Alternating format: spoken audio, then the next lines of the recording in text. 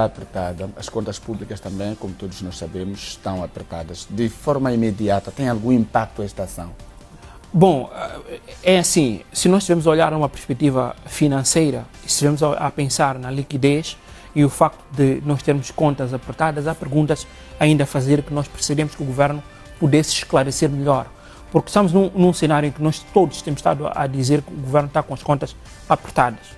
O facto de ter existido 701 milhões de dólares, que é para fazer o cumprimento deste serviço de dívida, pode significar várias coisas. Há um custo de oportunidade. Se nós pegarmos 701 milhões de dólares, que é para cumprir um serviço de dívida, que é um crédito às vezes até concessional, isto tem um impacto do ponto de vista de liquidez. Ou, se pegarmos esses 701 milhões de dólares até cumprirmos com o serviço da dívida interno, que pode de alguma forma significar um dinamizar da própria economia, também tem um significado.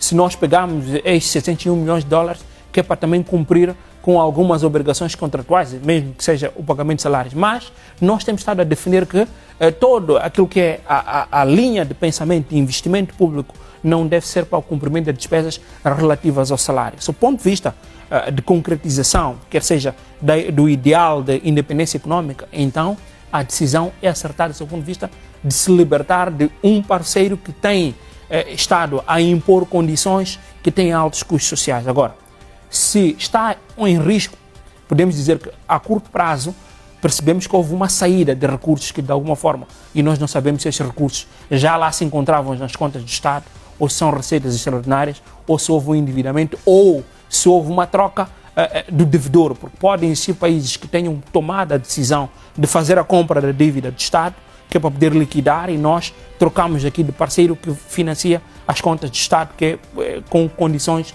totalmente diferentes do Fundo Monetário Internacional. Então, nós não vamos analisar esse tema apenas do ponto de vista de liquidez imediata, mas também podemos olhar do ponto de vista de liquidez a médio e longo prazo.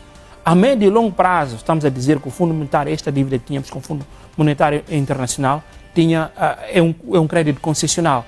As taxas de juros são mais baixas. Significa que o valor que nós despendemos para fazer o cumprimento da dívida é relativamente menor que outro tipo de créditos. Agora, o facto deste crédito ser relativamente menor não quer dizer necessariamente que seja bom. Isto, se nós tivermos a olhar para as condições que o Fundo Monetário Internacional impõe a Moçambique. A outra questão, doutor, tem